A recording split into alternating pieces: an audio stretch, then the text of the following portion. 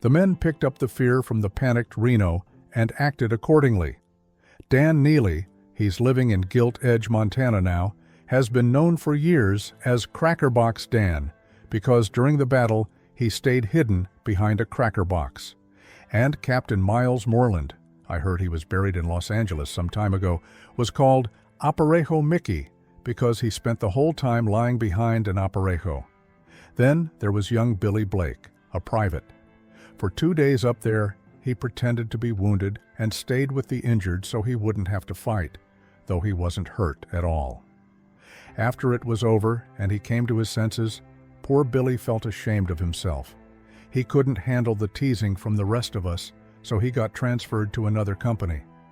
Now, Billy, Cracker Box Dan, and Moreland were naturally brave men and good soldiers, but the skirmish they'd been through earlier with Reno, who was out of his mind with fear, yelling orders no one could hear, and the frantic retreat up the hill had made them lose their nerve temporarily.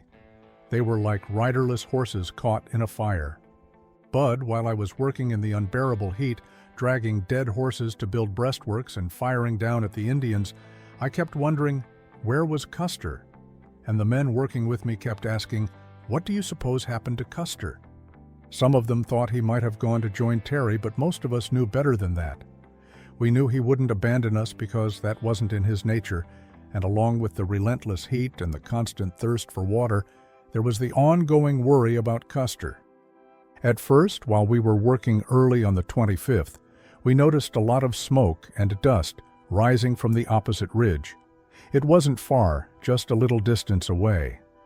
Around that time, most of the Indians left us and headed in that direction.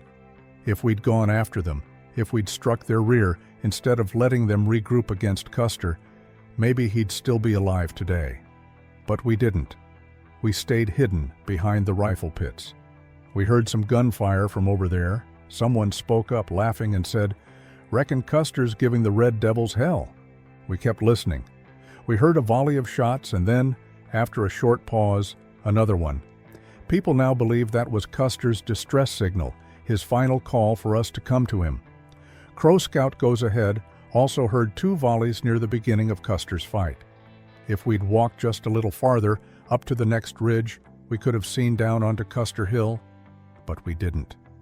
After a while, the shooting stopped, the smoke dissipated, and the dust settled. I don't know if I can recall everything in exact order. It's been a long time, and even back then, with the shooting, the heat, the desperate thirst, our worries for Custer, and the yelling, shooting, and riding of the Indians below, we were confused. But pretty soon, Wallace came back up the hill, and he looked beaten. He didn't have many men left with him. The others had been killed down in the brush, trying to get through to Custer. But those men aren't to be pitied. They didn't die as cowards, they fell as soldiers. I'd rather be one of them than live on, branded as a coward. Don't misunderstand me, Bud. We weren't all cowards. There was plenty of bravery shown that day. A number of men stepped up to go straight into the face of Indian fire to rescue the wounded, scattered along the side of the cliff.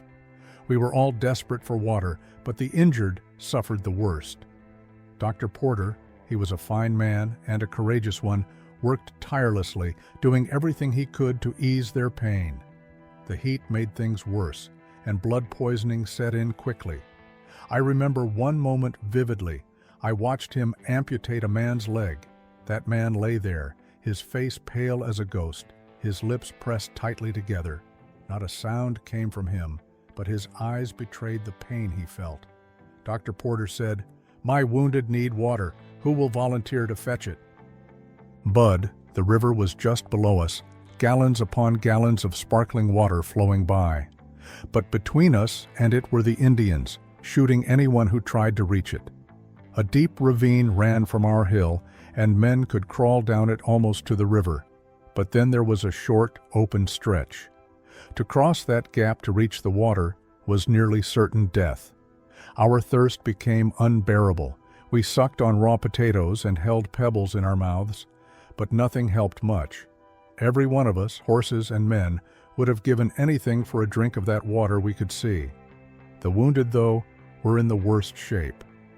When Dr. Porter asked, some men volunteered and crept down the ravine with buckets, kettles, and canteens.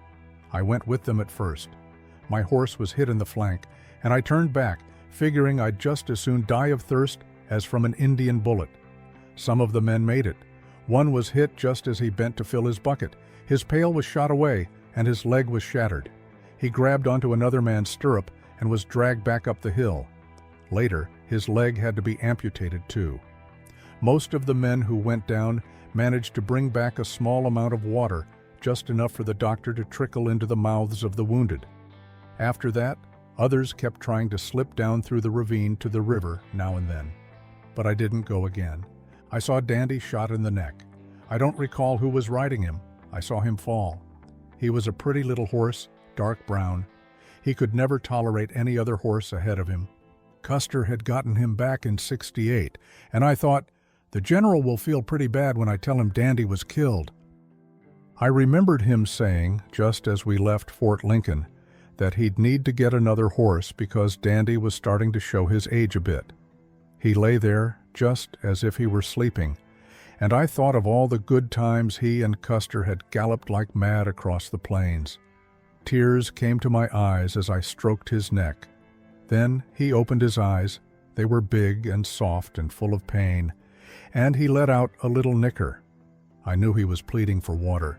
He was wondering why I wasn't taking care of him like I always did. Well, the long, hot day dragged on. It felt like a year to those of us up there, not knowing where Custer was and not knowing when the Indians might charge us from behind, where there were no cliffs for protection. Looking back now, Bud, it all feels like a bad dream, like it couldn't have really happened. And I start to think, maybe it is a dream. Maybe after a while I'll wake up and I won't be old. I'll be back with the 7th, tending Blush and Tuck and Vic and Dandy. Miss Libby will be there, and the general will be around, laughing, joking, wearing his big white hat, just like always. But the bad dream won't ever end, I reckon, until I find the courage to end it. All through the 25th and 26th, while the Indians below kept firing up at us, there was a man on a hill overlooking ours who kept shooting at us with a long-range buffalo rifle. He was an accurate shot. We couldn't see him, but every time his gun fired, one of our men, a horse, or a mule would go down. That Indian caused more trouble for us than all those below. Toward the end, Captain Ryan managed to take him down with a long-range rifle. After the fight, I went over to the hill and saw him lying there, the buffalo rifle still in his hand. Behind some rocks he had stacked up as a barricade. Late in the afternoon of the first day, the 25th, the smoke started to clear in the valley, and most of the Indians began to scatter, heading back to their village for some rest and to mourn their dead. They left just enough warriors behind to keep us pinned on the hill. None of us had eaten since leaving camp with Custer early that morning. We gnawed on hardtack and raw bacon, but the food felt like straw scratching our dry throats without any water. We were all completely worn out. A lot of the men just dropped where they stood and fell asleep, too exhausted to care what might happen next. I was one of the men assigned to night guard duty. My post was to keep watch on Reno's tent. He had a keg in there, and he was drinking heavily. I couldn't see inside, but I could hear. Once, as I was marching past, I heard him say to another officer who was with him, "Well," he says, "I wonder where the Murat of the American Army is by this time?" And then I heard them both laugh. I never understood what Murat meant, but I knew he was referring to Custer, and I could tell there was a sneer in his laugh. It was dark. I kept on marching back and forth in front of his tent. Here and there on the ground were patches where men were stretched out, sleeping, and other dark shapes, the bodies of dead horses and men. It grew eerily quiet. Down in the valley, where all day there had been gunfire, smoke, screaming horses, and yelling Indians, it was now dark and still. From far away came the sound of tom-toms and the wailing of Indians mourning their dead. No other noise except the rustle of cottonwoods and the swish of the river. Every little while I'd stop pacing back and forth and listen, thinking I heard faint voices or the crunch of horses' hooves, wondering if it might be Custer and his men sneaking toward us in the darkness. I kept straining my eyes toward the ridge where he'd last been seen, and it felt like my whole body ached just to know where he was. But all night, nothing happened, and eventually, morning came.